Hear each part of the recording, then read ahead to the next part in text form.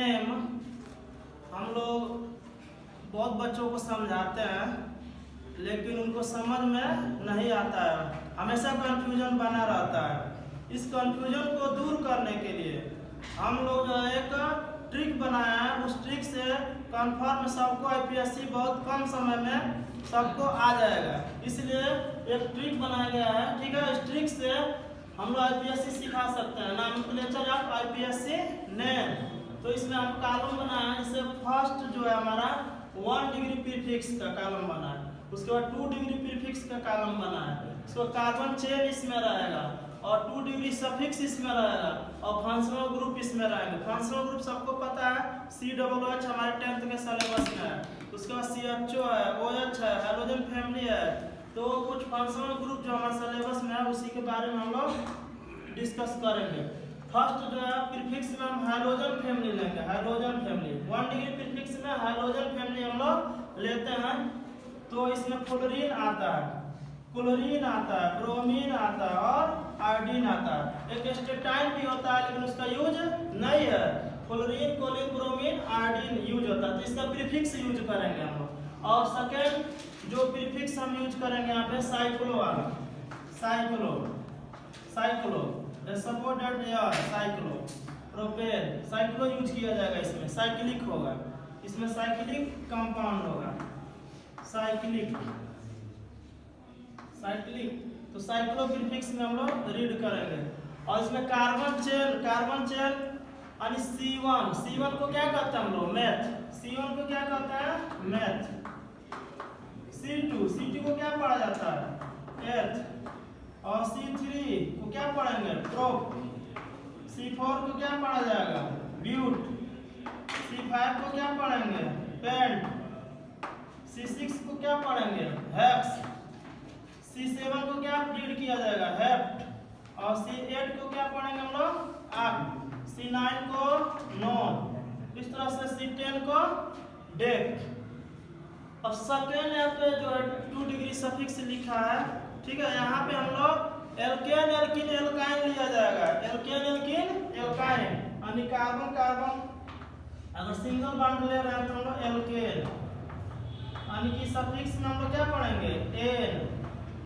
और carbon carbon double bond लेंगे तो एल्कीन। सफिक्स में क्या पढ़ा जाएगा? इन। And third is carbon carbon triple bond, इसको एल्काइन कहा जाता है। एल्काइन में आपका सफिक्स नेम क्या होगा? आइन होगा, आइन। सफिक्स हमें देखना है एन, इन, आइन। कार्बन कार्बन सिंगल बॉन्ड रहेगा तो ane, carbon carbon double bond रहेगा तो ene, carbon carbon triple bond रहेगा तो आइन। इसमें कुछ फंक्शनल ग्रुप लिया जाएगा सफिक्स नेम। जैसे सपोज दैट मान लीजिए COOH, इसको सफिक्स में क्या पढ़ते हैं हम लोग? Oic acid. सो CHO को क्या पढ़ा जाता है? ऑल, एल सफिक्स में। OH को क्या पढ़ा जाता है? आल, ओएल। और इसी तरह सपोज दैट मान लीजिए NH2 है तो सफिक्स में अमीन। इस तरह से कुछ फंक्शनल ग्रुप हमारे हैं।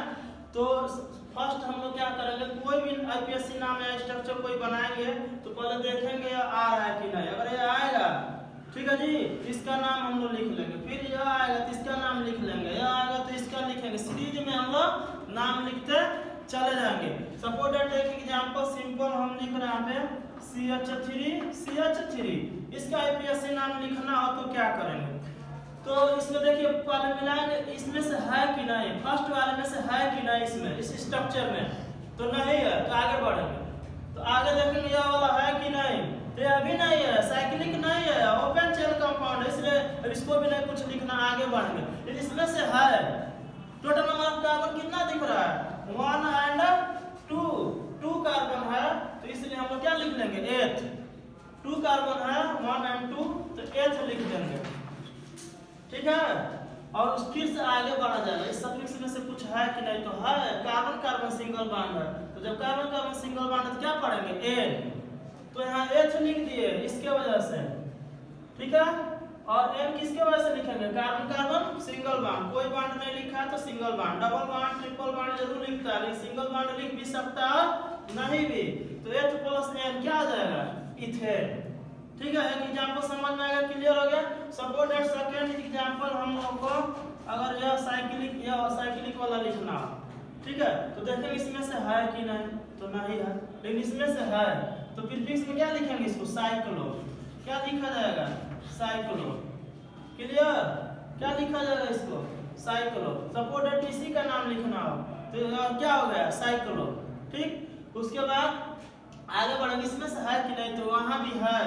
इच कार्बन पे कार्बन होता है, 1 2 3 कार्बन है, तो 3 कार्बन और क्या होगा, प्रोप। तो यहाँ प्रोप लिख देंगे, क्या हो जाएगा, प्रोप।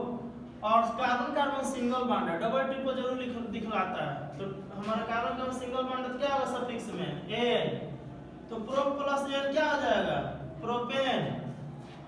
तो इसका नाम क्या हुआ, साइक्लोप्रोपेन। इसी तरह से इसका नाम लिखना है, ठीक है।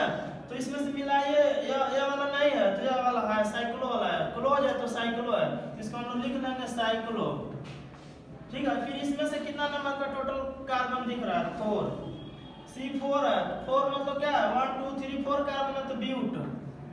और आगे बढ़े हैं, इसमें देखिए कार्बन का सिंगल बॉन्ड फिर से है, तो एन हो जाएगा, ब्यूट प्लस एन क्या हो जाएगा, ब्यूटेन।